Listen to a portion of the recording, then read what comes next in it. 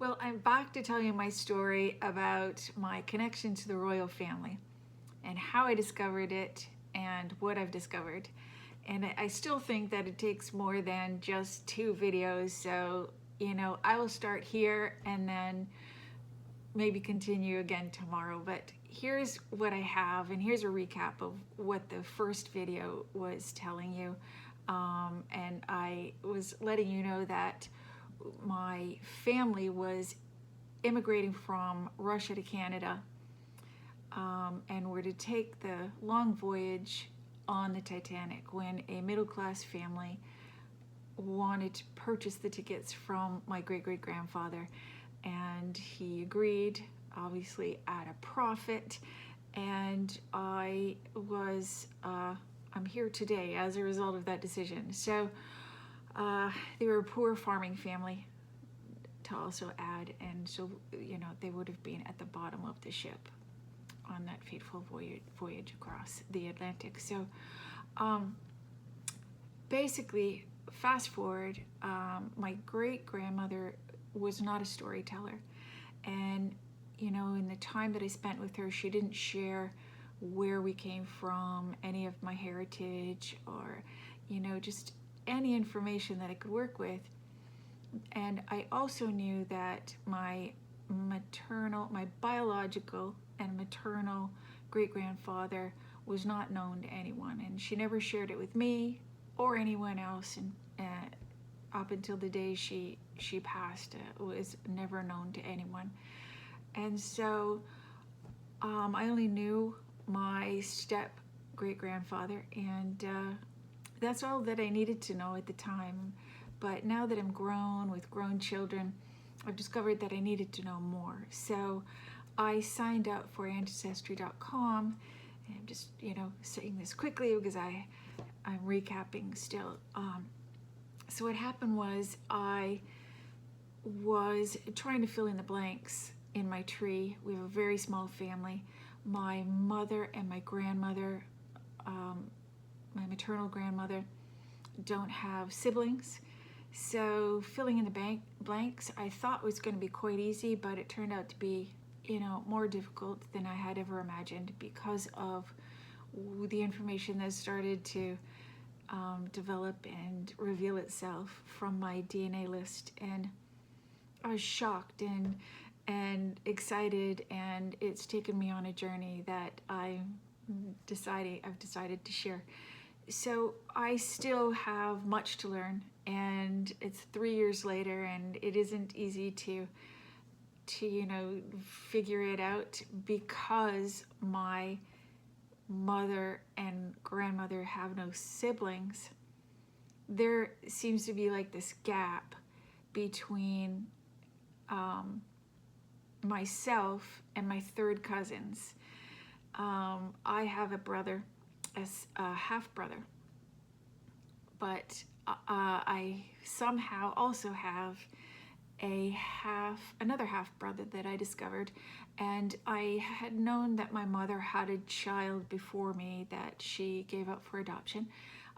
She also didn't share that information, but I quickly discovered it when I signed up with Ancestry.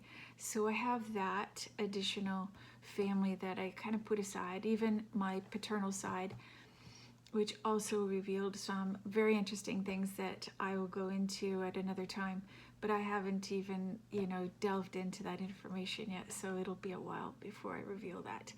But what's fascinating is that I couldn't figure out who my great-grandfather was initially while I was trying to traverse the website and figure it all out, and how it worked and how the connections worked. And during that process, I got a little frustrated because I ran out of ideas and clues. And then on top of it, I have no elders to ask anymore, because there's only about a handful of us left, and I'm one of the elders now. So that's how small we are. On my father's side, very different story. But again, put that aside. We're just talking maternal right now.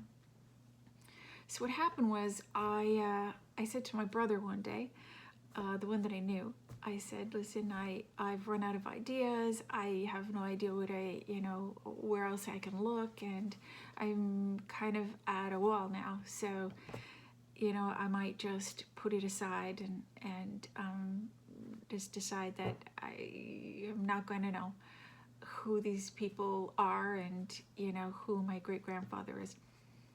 So at that time in that conversation, my brother said to me, did you ever think that our mom looked like the Queen? And I was like, I laughed because what a ludicrous idea. And I said to him, I actually did my whole life, and I've never bothered to even share it because it sounded so bizarre. And so we laughed and then, put it aside and continued with our visit with one another.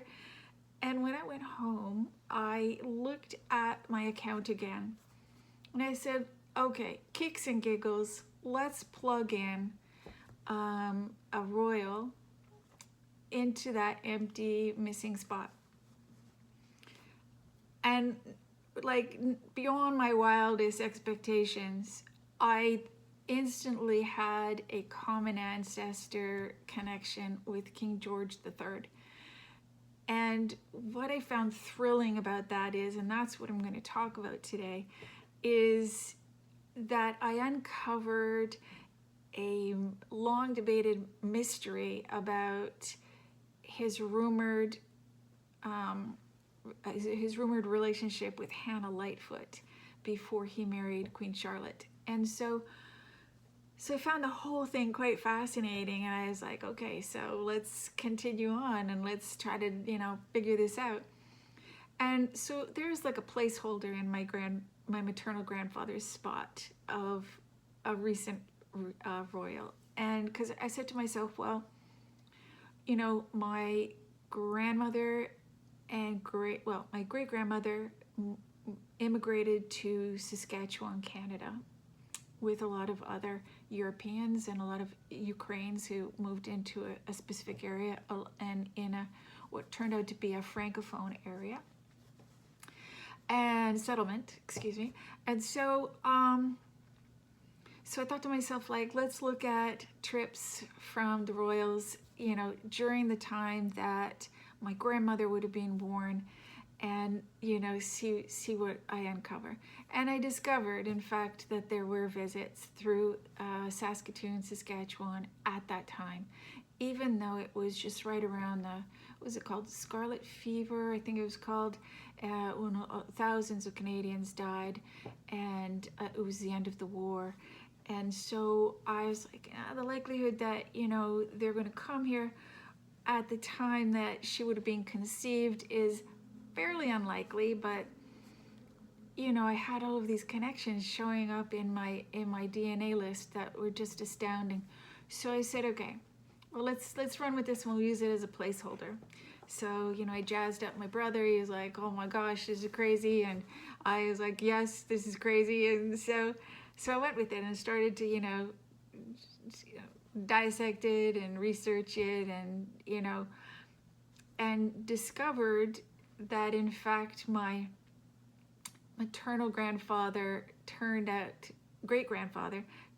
to be a French heritage person who lived in the settlement that they settled in Prudhoe, Saskatchewan.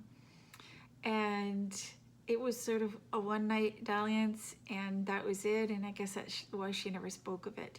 So I have like this whole slew of French-Canadian family in my DNA list that I've yet to really delve into, because I'm still, fully engrossed in this exciting other part. And so in my search, just to add, on top of, discovering that I have some connection to the royal family, I discovered that my father's side is also connected. And somewhere along the line, my family and his family married, which I have not pinpointed, ground zero yet. Freaky, yes. But I said, okay, I cannot deal with both at the same time, so I've set paternal aside for now, and I've been working for 3 years on just the maternal side because it is very complex and didn't turn out to be clear cut because of the fact that I have this gap between myself and my third cousin. Without any first cousins or second cousins, I'm just baffled. So what I did was I plugged in this new French family into the spot where I had the royal family. And I was like, just something isn't right, because somewhere here, somebody may have had an illegitimate child related to the royal family. So the more I looked at my maternal grandfather, I was like, wait, now when I plug in his surname, he doesn't come up in the list. I was like, oh my gosh, so you're telling me that all this time I thought that this man was my maternal grandfather, and he isn't.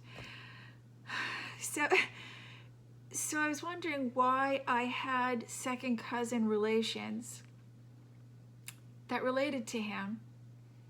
And I think it's because of my other half brother that I discovered when I went plugged into Ancestry.com. He seems to be related to them. And so therefore, that might be my genetic connection, because it's really his daughter that comes up when I plug in the surname, and not even him.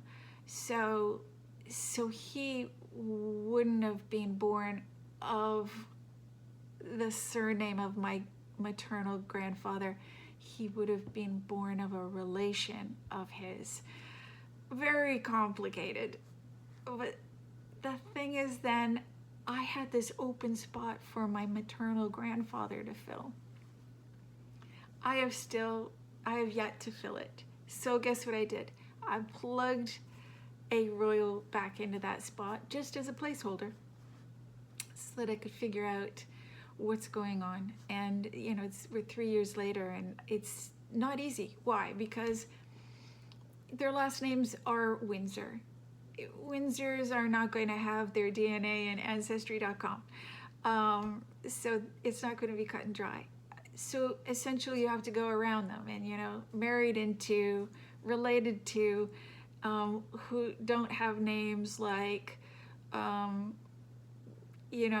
Connaught, or just Prince this or Duchess that, like, of their house. Like, you have to find people with real surnames. And so that was a journey. And so I'm going to focus on just this part today, because I'm already all these minutes in and I haven't really, gotten to that part. But so what I'm going to say is, what was exciting is that there are a lot of illegitimates in the royal family line. I'm not going way back to King Henry VIII, because I do have connections to all of those people. If you've got connections early on, then you're connected back there, which I discovered with one arm of the tree, and then I was like, okay, forget it. I'm connected all over here. So I stayed close. Close as in King George III and closer. So I discovered that Edward VII, they have so many first names. So Edward VII, who is the father of George VIII, George V, to get them straight, who is then the father of Queen Elizabeth's father, and the siblings. So Edward VIII, Edward VII has a lot of illegitimate children, like 14 to 17 of them who have been mildly documented, and I tried to put in as many as I could in my tree, and I am related to, DNA connected to many of them. So backing up to King George III, that was really exciting, and and I knew that I was connected, had, you know, that connection on Ancestry that it gave to me, because when I went into Through Lines, it was there, and that means that somebody else also has it in their tree. So is it like 1,000%, you know, true? No, but the fact that I have all of these DNA connections to people related to these people, I want to say yes. So what was exciting is the debate was that with historians is that King George III never did marry or have children with Hannah Lightfoot, and my DNA connections will tell you otherwise. There were 3 boys supposedly, and I have all 3 of them in my tree, in my DNA list, and even one of them had descendants that lived in the next city beside me, you know, for the past decade. And I thought, I could have known, you know, some of that could have been like a cool conversation around the fire, right? Campfire. So anyway, I was pretty thrilled to have uncovered that, because they say that their marriage certificate didn't exist, but others will say that it actually exists in the archives of the castle, Buckingham Castle, and that, you know, the royal family is well aware of it. But what happened was the father didn't acknowledge the marriage because of her religion, and said, nope, sorry, you're not really married, I've decided. And then so all of the children were obviously adopted out, and have 3 different names, 3 different surnames: MacO'Can, Lon, which turned into Leighton, and Rex. And I have all of those 3 boys in my list. So, well, descendants of them. And so what happened was then he went on to marry Queen Charlotte, and they had a bazillion children themselves. And then, so that's that story, which is pretty exciting. And Edward VIII, I'm moving way ahead to King Edward VIII, who was on the throne before he married Wallis Simpson. And what's cool is I have a DNA connection to her and her mother through a 4th cousin, well, 3rd cousin. And so I want to believe that potentially they did have a child together. I'm not really sure why I would otherwise have a DNA connection to her, but that's a story that I haven't really, you know, researched a lot. I just discovered that recently. Okay, I have to read this so I get it straight. So Queen Victoria, 1819, is the mother of King Albert Edward VII, and he had 2 daughters with Alice Edmonstone. He had 14 to 17 illegitimate children, but these 2 daughters were with Alice Edmonstone. One married Sonia Keppel, married Roland Cubitt. They had a daughter, Rosalind Calvert Cubitt, who is the mother of Queen Camilla. So go figure. And then her mother is a Calvert, and I have a third cousin connection to Calvert as well, which leads to a whole different story. But it's just cool that I have a DNA connection to Queen Camilla. So that's kind of neat, through a 3rd cousin. So here's the problem. I have many more illegitimates to talk about that I have a connection to, and it sort of legitimizes their stories. And 2 surprising ones that I have no DNA connection to that have hit, news for years and years. And I have no idea why, but it's entirely possible that they are, and I just somehow am not related to them. But, I have more to talk about, and I'd love to share it, and I hope you'll stop by for some more stories. So, here's the thing.